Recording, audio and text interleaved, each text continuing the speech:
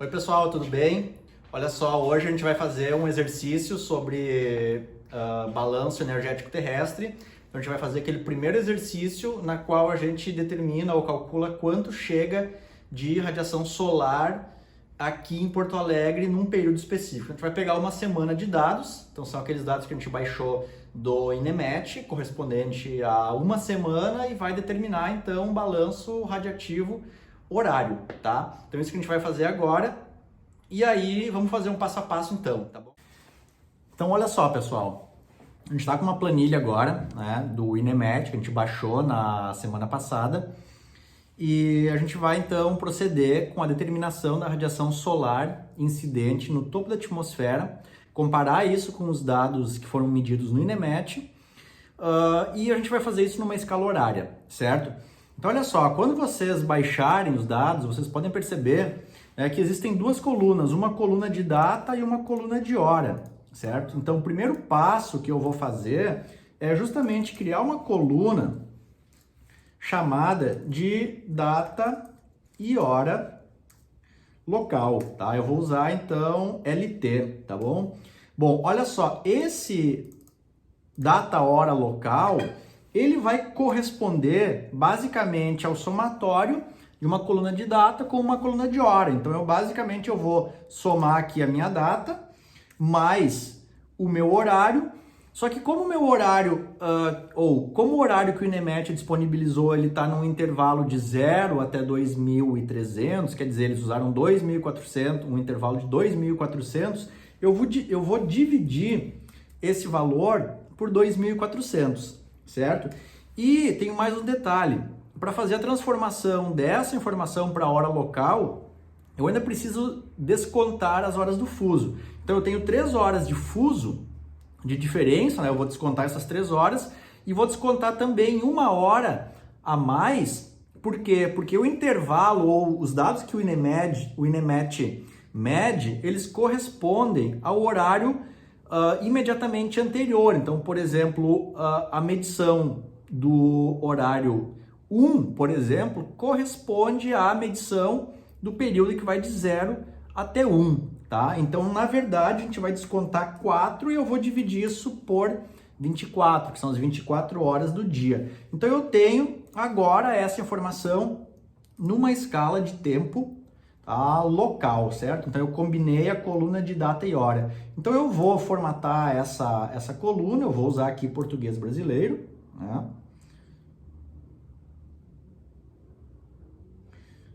Selecionar o português brasileiro e vou selecionar a minha última opção aqui. Então basicamente vocês podem perceber que eu tenho então do dia 30 de maio de 2020, o TC0, ele passou de 29 de maio, ou 29 de junho, desculpem, de 2020 para as 20 horas. Então, teve um desconto de 4 horas nesse período, né? E o próximo passo, tá, em relação a essa informação que nós vamos precisar, é a chamada hora local. Então, vou marcar aqui hora LT também. Então, basicamente, para essa função, eu vou usar a função hora do Excel, né, e vou extrair a hora dessa minha data, certo? Da minha data com hora. Então, eu tenho aqui essa informação, vou marcar ela como geral, e então eu tenho aqui o horário local. Então, eu tenho agora as horas locais, né, que eu vou precisar nessa determinação da radiação solar incidente aqui em Porto Alegre. Bom, além da data local, hora local, eu vou precisar também de uma outra informação, tá? Que corresponde ao dia do ano. Então, o que é esse dia do ano? Então, basicamente, esse dia do ano corresponde ao número de dias contados a partir de 1º de janeiro. Então, na verdade, o primeiro dia vai ser 1º de janeiro, tá? Então, essa informação ela é muito fácil de ser obtida. Então, eu vou pegar a minha data de hora local, tá? Vou fazer todos os meus cálculos aqui em hora local, vou descontar, então vou usar a função data do Excel e vou marcar aqui 2020, 1º de janeiro, tá? Então eu vou descontar essa informação.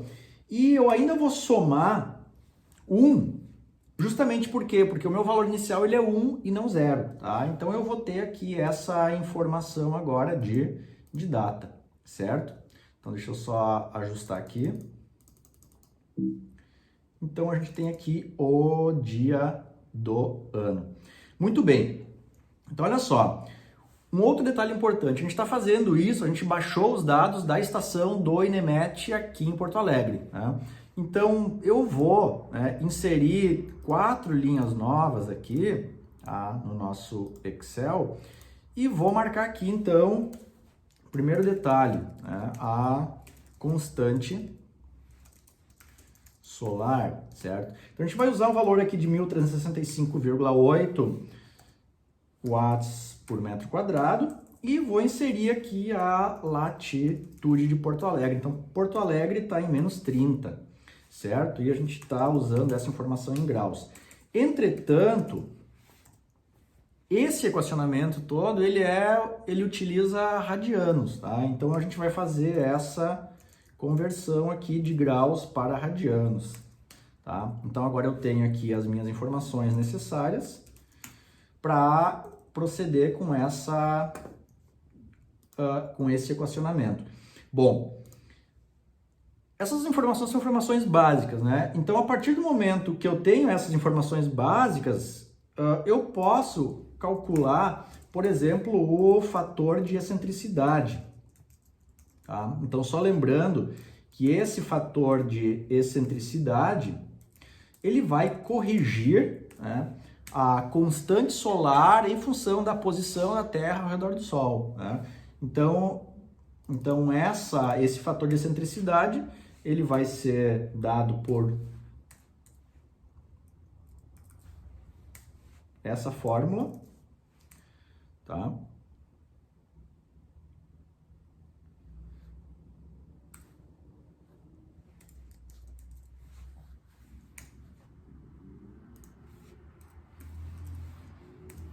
Então eu tenho aqui, tá?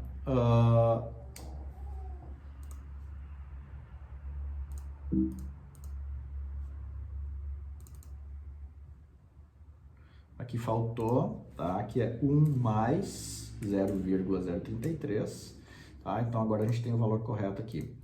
Então olha só, eu tenho o fator de excentricidade, né, que corrige, tá, a constante solar, né, em relação ao dia do ano, e posteriormente eu posso calcular, a gente precisa calcular a declinação solar, certo? Então essa declinação solar, ela é dada por essa fórmula,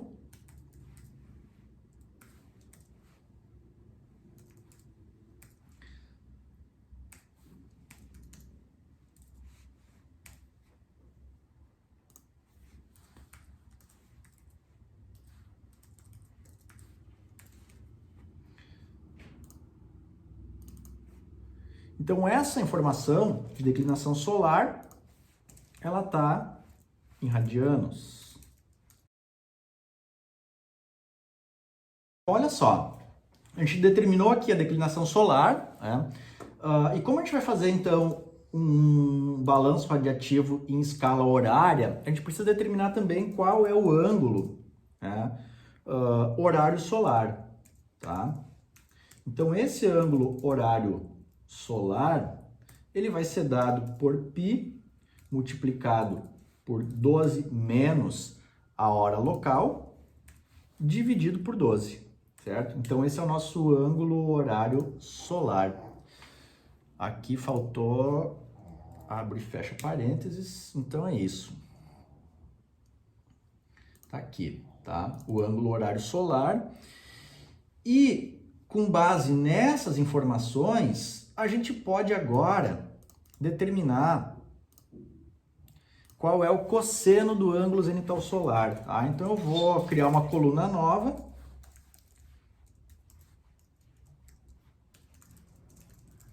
Com o ângulo zenital solar, e esse cosseno do ângulo zenital solar, ele vai ser dado, tá, pelo seno da latitude, seno da declinação, mais o cosseno da latitude, cosseno da declinação, cosseno do ângulo horário solar, tá? Então vamos lá. Então, olha só, cosseno do ângulo zenital solar, ele vai ser dado por seno da latitude. Então eu vou entrar com o valor de latitude aqui, tá? Eu vou fixar essa célula então, basicamente apertando F4, né? Porque ela é fixa para todas as nossas células, multiplicado pelo seno da declinação solar, tá? Somado ao cosseno da latitude, que também é fixa, então F4, não esqueçam, multiplicado pelo cosseno da declinação solar, multiplicado pelo cosseno do ângulo horário solar. Então, basicamente, a gente tem agora o cosseno do ângulo zenital solar e, com base nessa informação, a gente pode, então, determinar qual é a radiação solar que chega no topo da atmosfera. Então, eu vou chamar isso de radiação TO, e essa radiação, ela vai ser dada em watts por metro quadrado. Então, basicamente, essa radiação solar no topo da atmosfera, ela vai corresponder, tá, à constante solar, que é fixa, né, multiplicado pelo fator de excentricidade, multiplicado pelo cosseno do ângulo zenital solar. Então, essa é a informação que a gente tem, tá?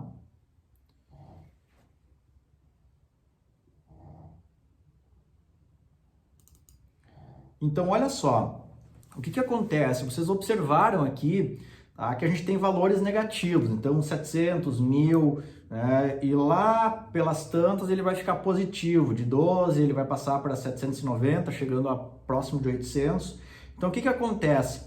Então, esses valores negativos que são obtidos, eles correspondem a valores quando o Sol está abaixo da linha do horizonte. Então, na verdade, isso não vai acontecer, né, de termos valores de radiação solar negativos. Então, basicamente, eu vou usar aqui uma função condicional que vai dizer o seguinte: se o valor é negativo, ele vai ser zero, tá? Então, é isso que a gente vai fazer. Então, a gente vai usar uma equação, uma função, desculpem,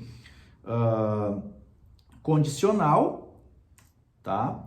Então, C, tá? A gente vai usar aqui C, tá? Então, se isso aqui for maior do que zero, tá, o próprio valor vai estar correto, certo? Então, eu vou copiar aqui e vou colar.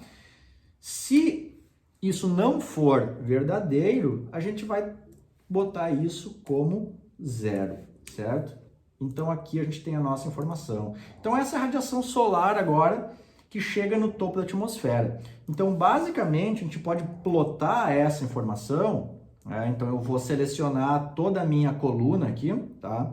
Command Shift para baixo e vou inserir um gráfico no qual a gente percebe, então, a radiação solar incidindo no topo da atmosfera. Então, percebam que não tem nenhum tipo de interferência atmosférica, porque essa radiação ela corresponde exatamente ao que está chegando lá no topo da atmosfera. Então, eu só vou mover esse meu gráfico aqui para o cantinho, tá? Para deixar ele reservado aqui nesse momento. Então, olha só. Então, a gente tem aqui a radiação no topo da atmosfera. E o que a gente vai fazer agora? A gente vai, então, plotar nesse mesmo gráfico a radiação solar que chegou, tá, através do INEMET. Tá certo? Então, basicamente, se eu pegar agora a próxima coluna aqui, que contém, ou as próximas colunas que contêm os dados do INEMET, a gente pode perceber o seguinte, né, que esses dados do INEMET, então tem aqui radiação INEMET, então isso é radiação solar de onda curta que é incidente na superfície, ele tem valores que estão em branco, né, então, obviamente, são valores noturnos, porque não tem incidência de radiação solar, e a partir do nascer do Sol, então eu tenho valores que são positivos. Então esses valores, eles são dados em quilojoules por metro quadrado por hora, certo? Então eu vou selecionar toda essa minha coluna aqui, tá? E vou fazer o seguinte, eu vou fazer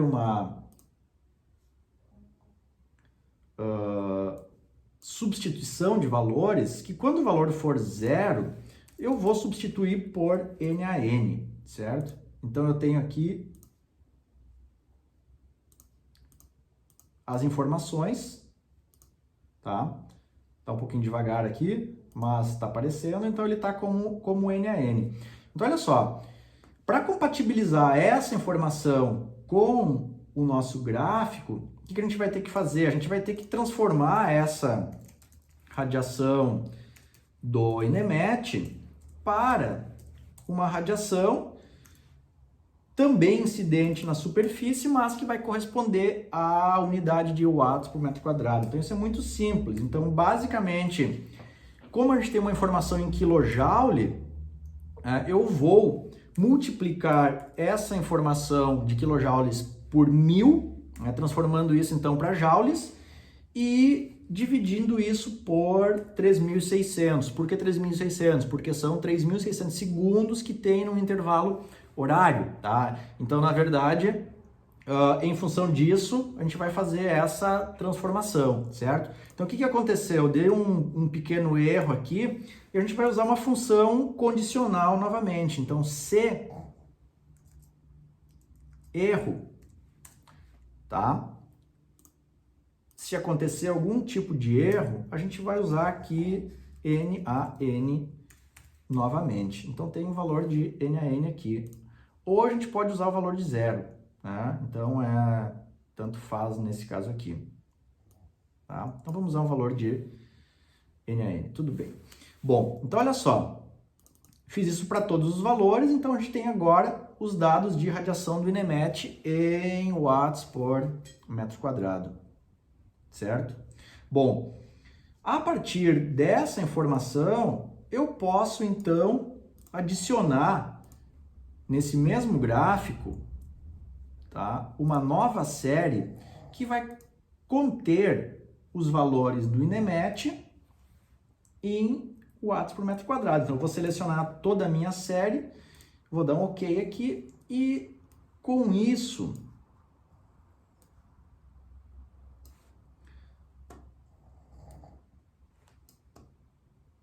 a gente pode perceber o resultado então. Então, olha só, essa linha azul, ela corresponde à radiação solar que chegou no topo da atmosfera. A linha vermelhinha, aqui, laranjinha, ela corresponde à radiação solar que chegou em superfície. Então, toda essa diferença que nós temos entre as duas linhas, elas correspondem à interferência atmosférica, né? Então, na verdade, houve um processo de atenuação. Então, por exemplo, esse dia específico aqui, ele tem, né, possivelmente, ou com certeza, uma cobertura de nuvens muito grande, porque basicamente dos 800 watts por metro quadrado que chegaram no topo da atmosfera, menos de 100 chegaram na superfície. Então essa atenuação ela ocorre por quê? Por uma densa cobertura de nuvens, por muito vapor d'água, né, por poeiras, por aerossóis, então tem todo o processo de espalhamento que acontece nesses dias. Então chega muito pouca radiação numa condição, digamos assim, de céu nublado.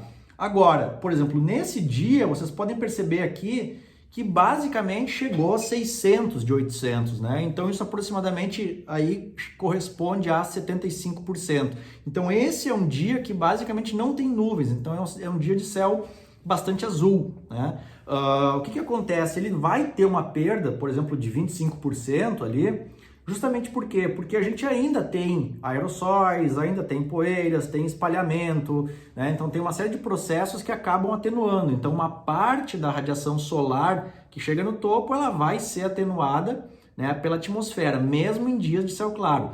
A diferença é que em dias de céu claro, basicamente essa informação ou esse valor, ele vai corresponder em média a 75%, né? E conforme a gente vai aumentando a cobertura de nuvens, e a quantidade de constituintes atmosféricos, essa transmissividade ela vai diminuindo, né? Então, quando um dia tiver muita nuvem, por exemplo, a radiação que vai chegar vai ser muito pouca. Então, pode chegar aí a casos que se aproximam de 5% ou tranquilamente menos de 10%. Tá bem, gente? Então é isso, pessoal. Nós fizemos um exercício sobre incidência de radiação solar aqui em Porto Alegre, numa semana específica de junho. E então é isso, eu espero que vocês tenham conseguido fazer o exercício. Qualquer coisa, entre em contato comigo então, tá bom? Valeu, tchau, tchau!